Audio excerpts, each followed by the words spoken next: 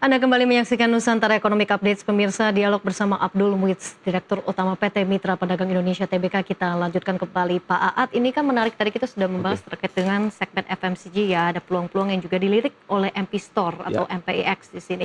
Ada lagi tidak mungkin segmen yang juga prospektif dan rencana ekspansi perluasan pasar nih misalnya di tahun ini?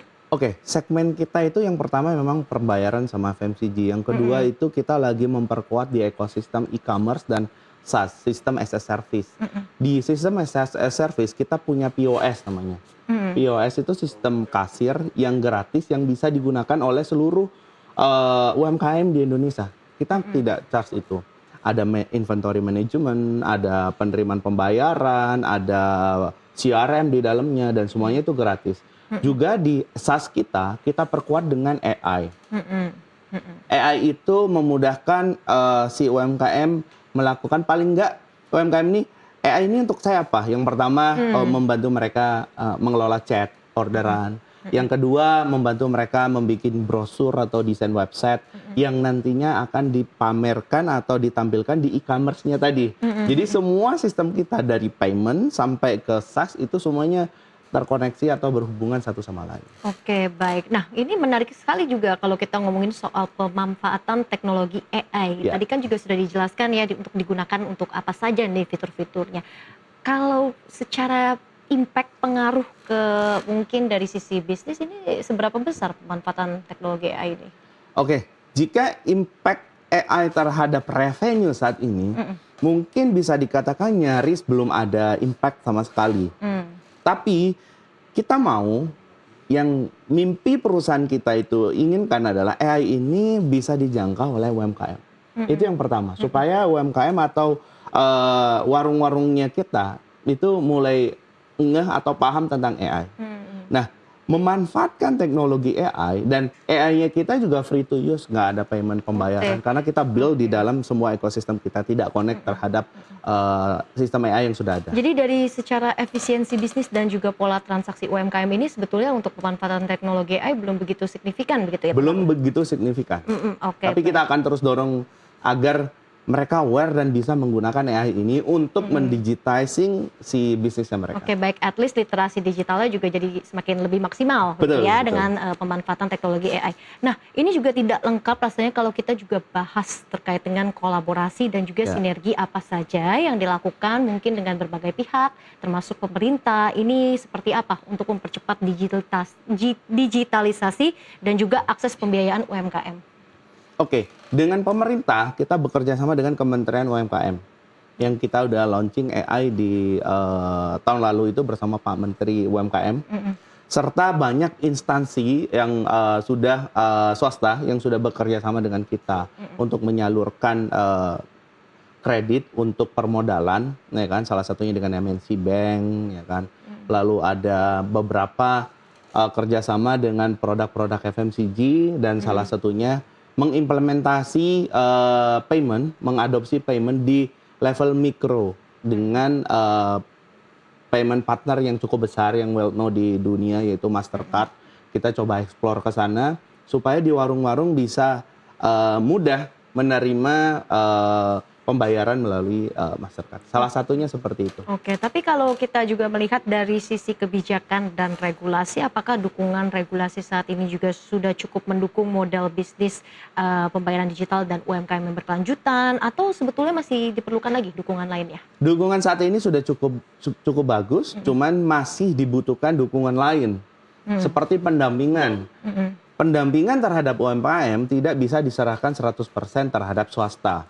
Artinya pemerintah butuh bekerja sama dengan swasta. Tidak selamanya menggunakan anggaran negara, tapi bekerja sama dengan swasta dalam melakukan pendampingan digitalisasi terhadap UMKM kita.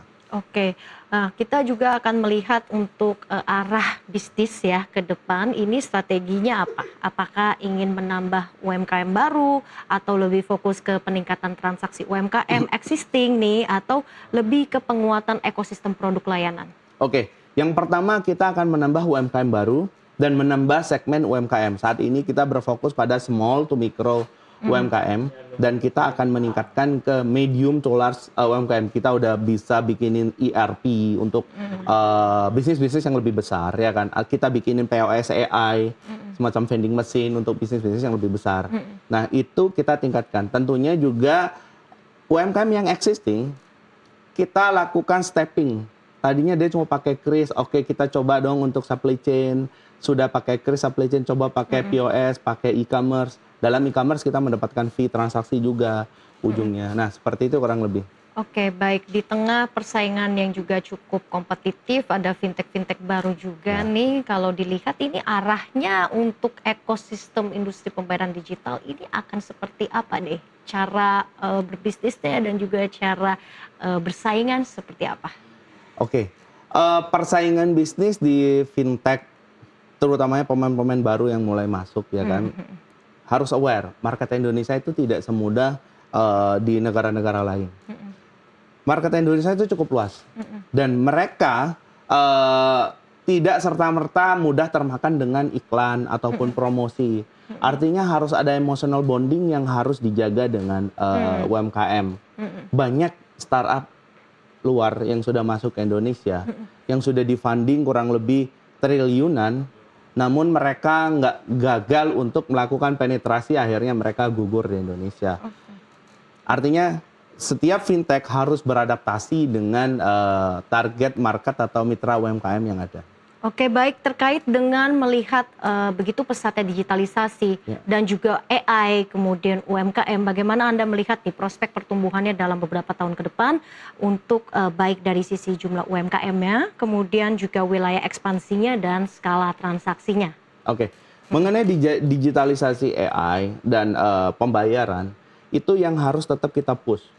Berbagai metode pembayaran yang harus kita masukkan ke dalam teknologi kita. Tadi saya sudah sampaikan kita ada kerjasama, explore kerjasama dengan salah satunya yang Mastercard. Supaya bisa menerima pembayaran di warung-warung. Yang pertama seperti itu. AI mulai kita masukkan. Paling nggak kita kenalkan kepada UMKM supaya mereka aware dan bisa gunakan untuk memperkuat atau mendigitalisasi bisnisnya. Dalam e-commerce, dalam chatting, dalam nyiapin brosur, itu kita udah siapin AI di dalamnya. Tentunya kondisi market yang tambah lesu biasanya menambah jumlah UMKM.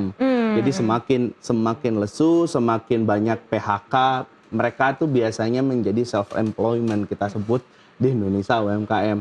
Itu juga kita sasar agar kita bantu mereka menggunakan sistem dan teknologi kita bisa berjualan lah.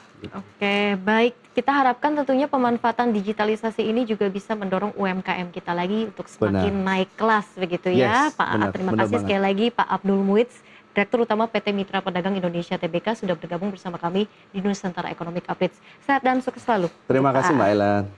Dan pemirsa, dialog tadi juga sekaligus menutup perjumpaan kita hari ini. Ekonomi bukan sekedar angka, tapi nafas kehidupan kita semua. Dari pasar tradisional hingga industri digital, dari rakyat kecil hingga kebijakan besar, semua saling terhubung. Saya Lenggrasia, pamit undur diri. Sampai jumpa.